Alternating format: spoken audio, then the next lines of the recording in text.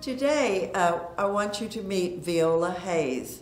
Veola joined Epworth about 5 months ago, and she is a delightful addition to the community.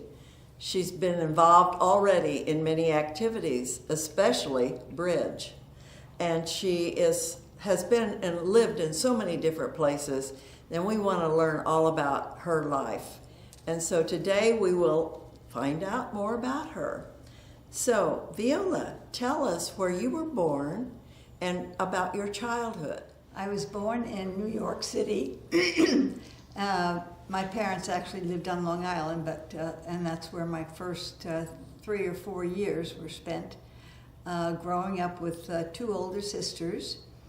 And after four or 5 years, about the 5th year, we moved from Long Island, bag and baggage, to upstate New York to a dairy farm that my mother was instrumental in buying.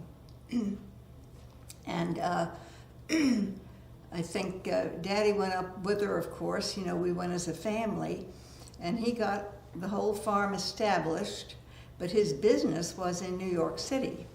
He was in engineering. He had Perry Engineering. And so he would come up on weekends and check everything out. But Mother was really in charge of running the farm. We had a tenant farmer, a family, and this man lived about a mile away, so he was right there all the time, and he had help.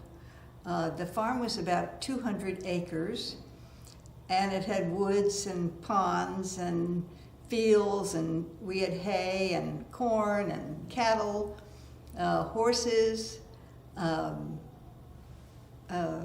chickens, pigs, just everything you could think of.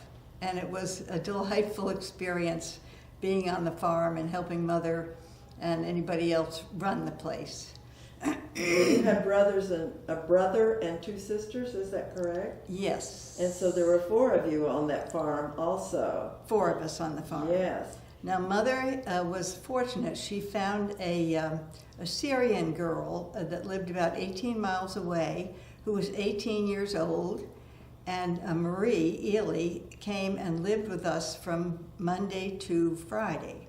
So she was kind of watching out for, getting us on the school bus and doing whatever Mother needed her to do, help in the house and whatever.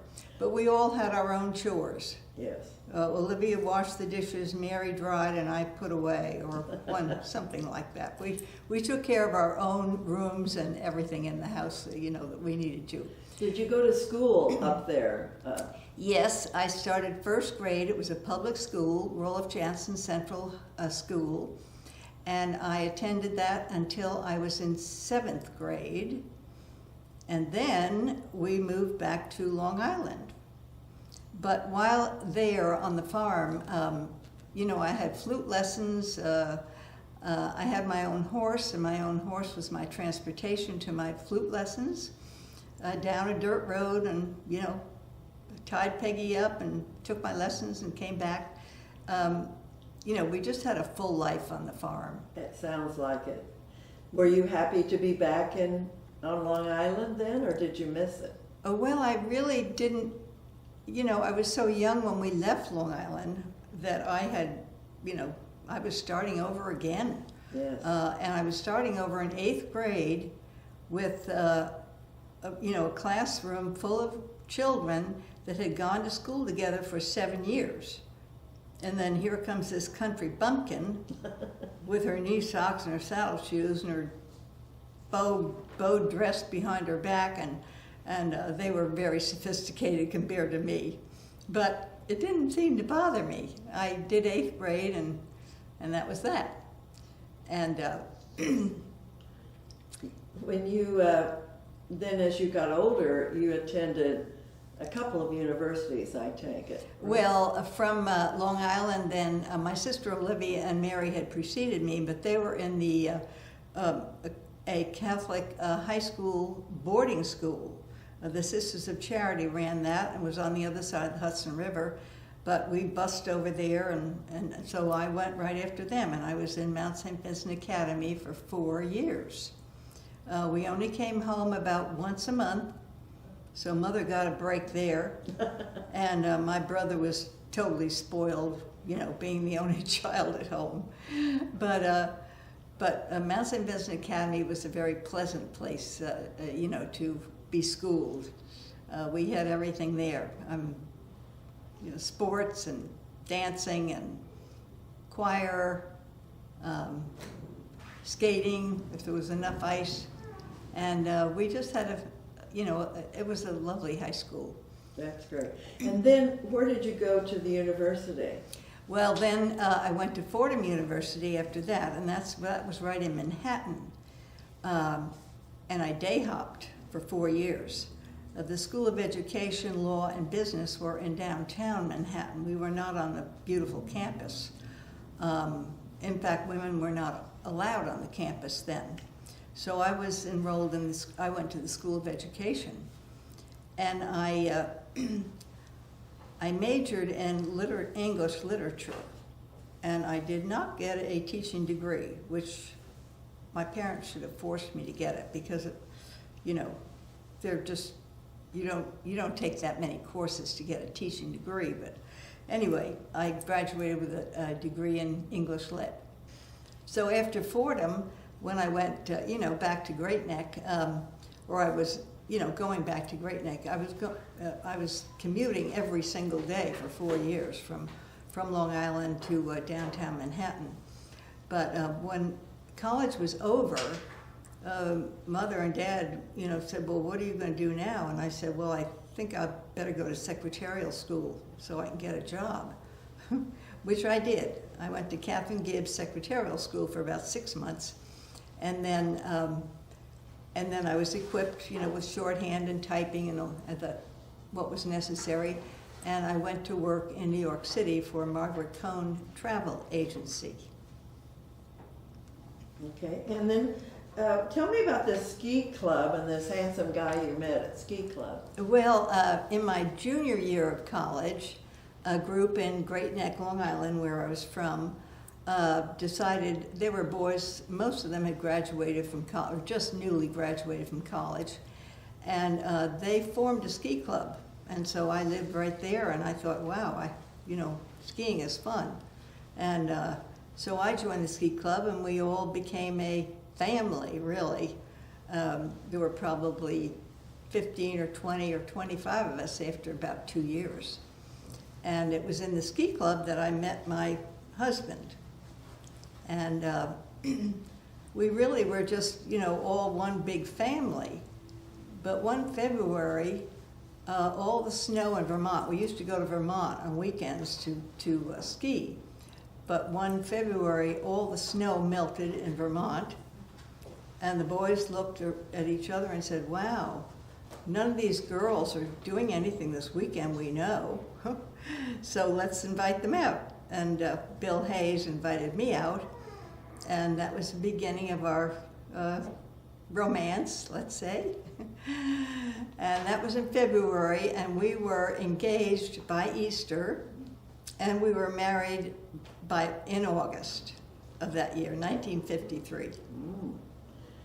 And so you and Bill together were in many different places, because Bill was moved around a lot, right? Yes, yes. In the business he was in, it required us moving, you know, quite a bit. We started out right there in just above New York City. He worked for Stauffer Chemical at the time, and Stauffer Chemical even moved us back and forth between Niagara Falls and Chauncey, New York, where their company was. And we did that for a whole year. The first year of marriage, we were going back and forth. Our first child, but we never bought anything in New York at that time. Then when we went back on one of the trips, we did stay in Niagara Falls, and bought our first home.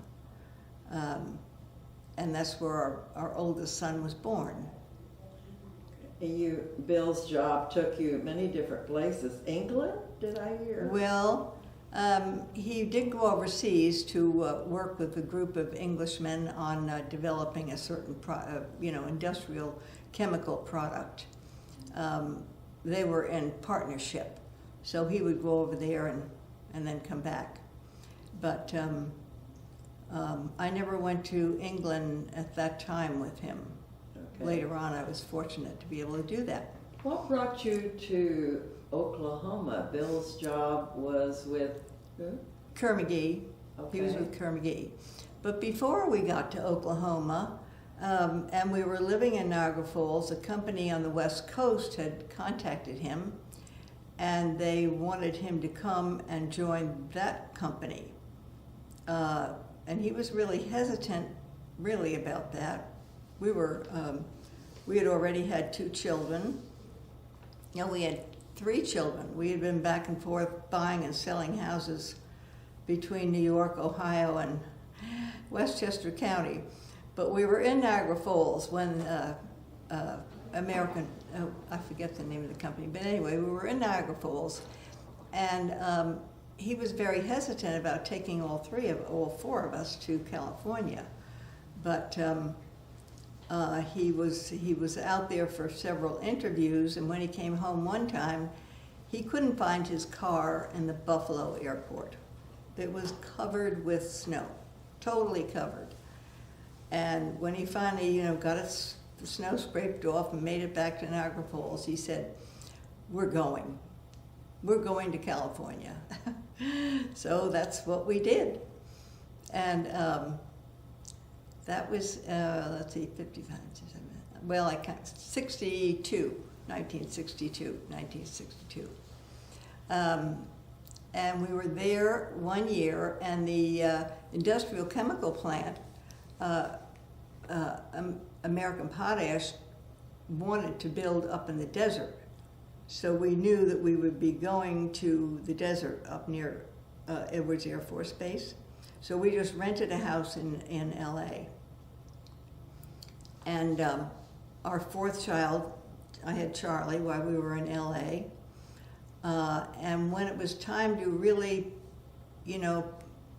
start building this multi-million-dollar plant, American Potash did some more studies, and they said, oh my goodness, the product that comes out of this is really sold a lot on the East Coast. Just the market is on the East Coast. So they said, you people are going to Columbus, Mississippi. And that was in 1964. And you know what was going on in 1964. The civil rights problems, were right there in your face. But we went. Did you enjoy that time in Mississippi? Yes, we were there 10 years. And the children went to grammar school there. They went to high school there. They weren't quite finished high school. And Kerr-McGee in Oklahoma City decided that they wanted to buy that chemical plant and all of American Potash. So they did. And then they said to Bill, you come to Oklahoma City.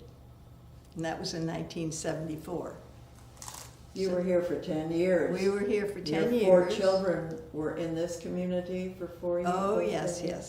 They went to McGinnis and finishing their high school, and then they went to Oklahoma State, and one daughter went to Oklahoma State and OU, but the other 3 were definitely graduated from Oklahoma State. So after here for 10 years with Kerr-McGee, Bill made a big decision, right? Well, he did. He was 58 years old at the time, and he really wasn't happy with what he was doing. He wasn't totally happy, and so he took early retirement at 58 years old. And then he said, oops, I'm too young to retire. And so he put some feelers out, and SCM Chemical on the East Coast said, we'd love to have you. So Bill and I packed up everything again, or I guess they did it, SCM Chemical did it, and we moved back to the East Coast, leaving our children who had graduated from college, and one was married, and one wasn't quite finished college, but we did leave Charlie at OSU. And we went back to the East Coast, but the children stayed here. They had roots and that sort of thing. They were happy with their jobs and everything else, so they stayed. And then I understand you had a home in Florida, was that correct? Well, yes, when Bill was about ready to retire, he was probably about 63 then, and he said, we need to think about getting out of this Washington, D.C. corridor, because we were between Baltimore and Annapolis. And he said, we need to, think about getting out of this traffic. And so we started to investigate places on the coast, all the way down to Florida. We stopped in Georgia and we stopped. But, we knew the hurricane business was really hits in the Carolinas and Georgia. So we went all the way to Florida. But just one mile into Florida. I mean, the St. Johns River separates Amelia Island, which is Georgia, from the very northern edge of Florida, the northeast corner. And right over St. Johns River is Ponte Vedra Beach. And that's where we stopped, right there. I understand you did some volunteer work while you were there in the Florida area. Can you tell us about that? I did. I had time to volunteer, it seemed finally, but anyway, it was mostly church activities. And many special years, I worked for the Mission House.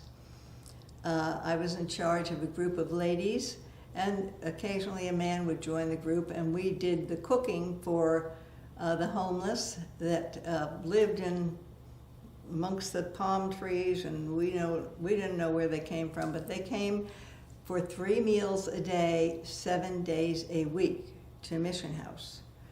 And the grocery stores provided the food. Grocery stores like Trader Joe's, and our grocery stores were lovely, and they provided the food. It was all in freezers by that time. I mean, it was a big operation, this Mission House. But that was something that I really enjoyed, so I had a team of people. Then you lost Bill.